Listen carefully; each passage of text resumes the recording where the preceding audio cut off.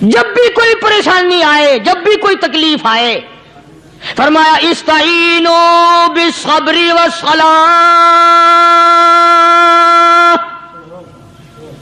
نماز پڑھو انشاءاللہ آسانی ہوگی، صبر کر، نماز پڑھ، ان اللہ مع الصابرین،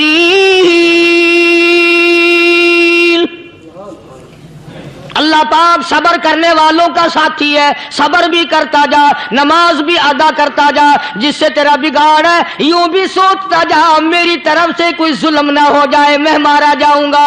السلام علیکم پیارے دوستو، آج پھر سے ہم آپ کے لیے ایک بہت ہی پیارا بیان لے کر حاضر ہوئے ہیں۔ بیان کا عنوان ہے اچھا وقت آنے کی 5 نشانیاں۔ دولت مند ہونا چاہتے ہو تو اس بیان کو ایک بار ضرور سنو۔ تو آئے دوستو سنتے ہیں اس بیان کو۔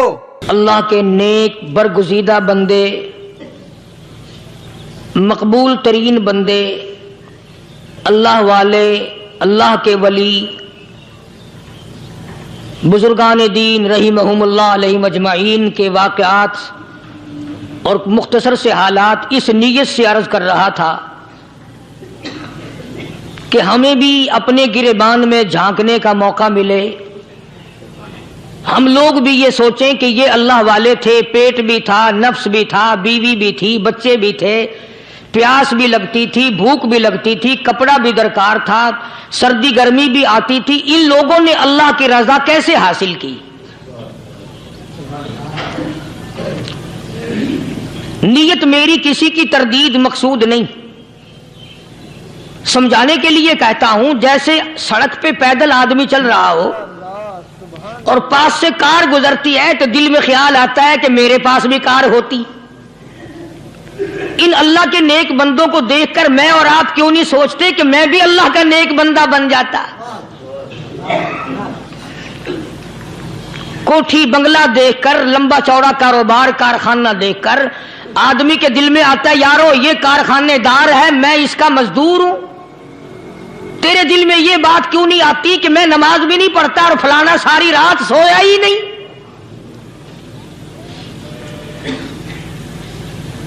ہم لوگ اپنے معاملات میں، اپنے کردار کے بارے میں آخر کب سوچیں گے وہ کون سی نئی زندگی ملے گی؟ بس ایک دھوکہ لگا ہوا ہے، او جی میں تو گناہگار ہوں میرا کیا، او جی میں تو گناہگار ہوں میرا کیا، یوں کرتا کرتا ہی مر جائے گا، توبہ نہیں کرنی۔ کوئی آدمی پلیت ہو اور وہ یہ کہتا رہے او یار میں تو پلیت ہوں، یار میں تو ناپاک ہوں، میرا کیا میں تو ناپاک ہوں۔ اللہ کے بندے پانی کے پاس جا، غسل کر، پھر ہی تو پاک بنے گا۔ اپنے آپ کو پلیت پلیت کہتا رہے یوں تو پاک نہیں بنے گا۔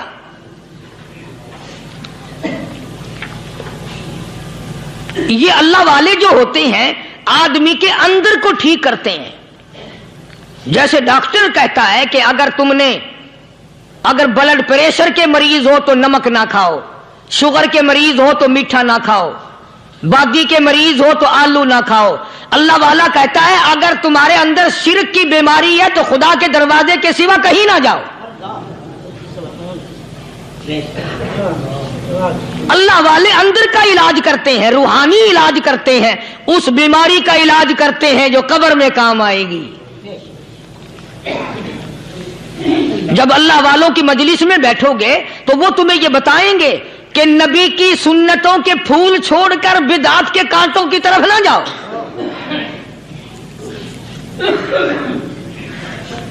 اور ہدایت ہے محمد کریم صلی اللہ علیہ وسلم کی، سبحان اللہ۔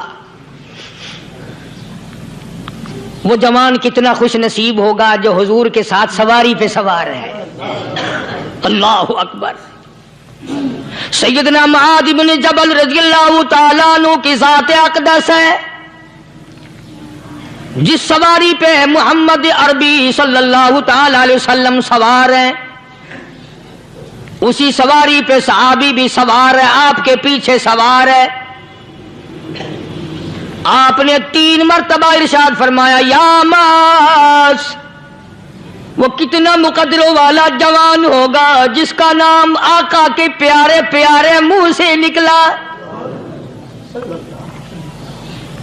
فرمایا یا معاذ، او معاذ، عرض کیا لبیک، लब्बैक व सादैक, मेरे आका मैं हाजिर हूं, मैं गुलामी में हाजिर हूं। कुछ नहीं फरमाया। फिर दूसरी मर्तबा इरशाद हुआ, या मास,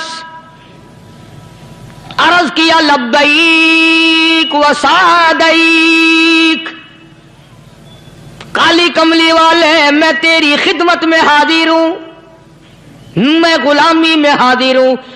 तीसरी मर्तबा फिर फरमाया, या मास। समझे आप, ये तो हुजूर को पता था कि मेरी आवाज इसने पहली दफा में ही सुन ली, पुकार रहा है मैं हाजिर हूं। 3 मर्तबा आवाज इसलिए दी, यानी मैं जो तुझे बताना चाहता हूं वो बड़ी अहम बात है, तवज्जो कर, ध्यान कर उस बात की तरफ जो मैं तुझे बताने लगा हूं।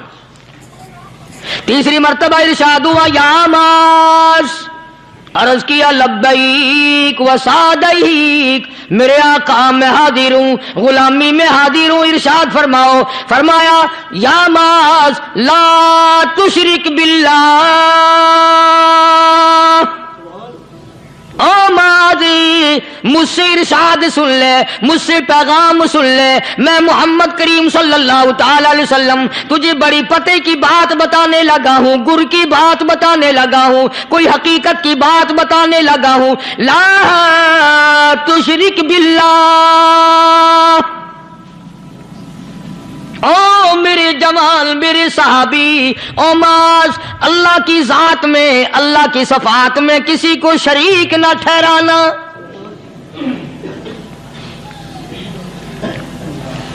किसी को बिगड़ी बनाने वाला ना समझना, किसी को परेशानी दूर करने वाला ना समझना, जिंदा करने वाला, मारने वाला, फकीर बना देने वाला, फकीर को शहंशाह बना देने वाला, उसके सिवा कोई नहीं। चलो हो गई बात, फरमा दिया आपने कि शिरक ना करना।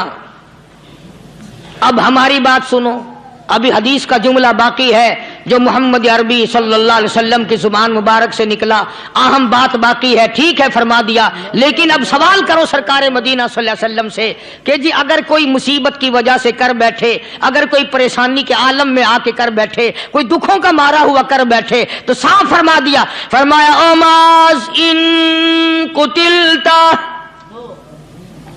अगरचे तुझे कत्ल कर दिया जाए, तेरा टुकड़ा टुकड़ा कर दिया जाए, तेरा कीमा बना दिया जाए, उससे भी सख्त बात आगे फरमाई, औरिकता, चाहे तुझे जलाकर खाक कर दिया जाए,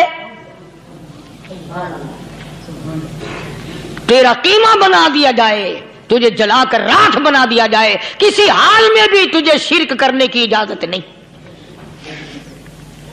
और एक और बात मेरे से सुनकर पका के ले जाओ, चोरी करने वाला सारी उम्र चोरी करता है, लेकिन कभी ऐसा दिन उसकी जिंदगी में नहीं आया होगा जब वो ये कहे कि मैं इबादत कर रहा हूं।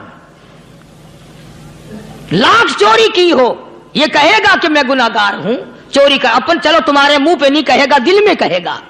जिना करने वाला कभी नहीं कहता कि मैं गुनाह नहीं करता, शराब पीने वाला कभी नहीं कहता कि मैं गुनाह नहीं करता, हराम खाने वाला, रिश्वत लेने वाला कभी नहीं कहता कि मैं गुनाह नहीं करता। शिर्क ऐसा गुनाह है, ऐसी गुमराही है, उसको बंदा गुनाह समझ कर नहीं, इबादत समझ के करता है। और इरशाद फरमाया मोहम्मद अरबी सल्लल्लाहु अलैहि वसल्लम ने कि शिर्क करने वाले को तौबा की तौफीक नहीं होती, वो उसको बुरा समझे तो तौबा करे, जब वो उसको बुरा समझता ही नहीं तो गुनाह समझते ही नहीं तो तौबा काहे की करेगा वो। मैं अर्ज कर रहा था कि ये जो औलिया कराम है, बुजुर्गान दीन है, अल्लाह वाले हैं, ये शिर्क की लानत से आदमी को बचाने के लिए सारी जिंदगी कोशा रहते हैं। हदीस पाक में आता है, इरशाद फरमाया मोहम्मद करीम सल्लल्लाहु अलैहि वसल्लम ने कि जब आदमी गुनाह करता है, फरमाया इन्ना फिल जसदी लमुज़ग़तुन इदा सलुहत सलुहल जसदु कुल्लु व इदा फसदत फसदल जसदु कुल्लु अला वहियल क़ल्ब औ कमा क़ाल नबी सल्लल्लाहु अलैहि वसल्लम। इरशाद फरमाया आदमी के बदन में एक गोश्त का टुकड़ा ऐसा है کہ جب وہ ٹھیک ہو جائے تو سارا بدن ٹھیک ہو جاتا ہے، جب وہ بگڑ جائے تو سارے بدن کا نظام بگڑ جاتا ہے۔ الا وہی القلب، سرکار مدینہ صلی اللہ علیہ وسلم نے فرمایا وہ دل ہے۔ دل آدمی کا سنور جائے تو سارا کچھ سنور گیا، دل بگڑ گیا تو سب کچھ بگڑ گیا۔ ریاکاری دل سے پیدا ہوتی ہے، تکبر دیکھنے میں نہیں آتا، دل میں پیدا ہوتا ہے، فخر دل میں پیدا ہوتا ہے، عجب اور خودبینی دل میں پیدا ہوتی ہے۔ تو آقا مدنی صلی اللہ علیہ وسلم نے فرمایا کہ آدمی کا دل جو ہے وہ سفید ہوتا ہے، بالکل سفید ہوتا ہے۔ جب بندہ گناہ کرتا ہے تو ایک چھوٹا سا سیاہ کالا نقطہ اس کے دل پہ لگ جاتا ہے، پھر دوسرا گناہ کرتا ہے، پھر دوسرا نقطہ لگ جاتا ہے، پھر تیسرا گناہ کرتا ہے، پھر تیسرا نقطہ دل پہ لگ جائے، حتیٰ کہ اس کا دل سارا کالا ہو جاتا ہے۔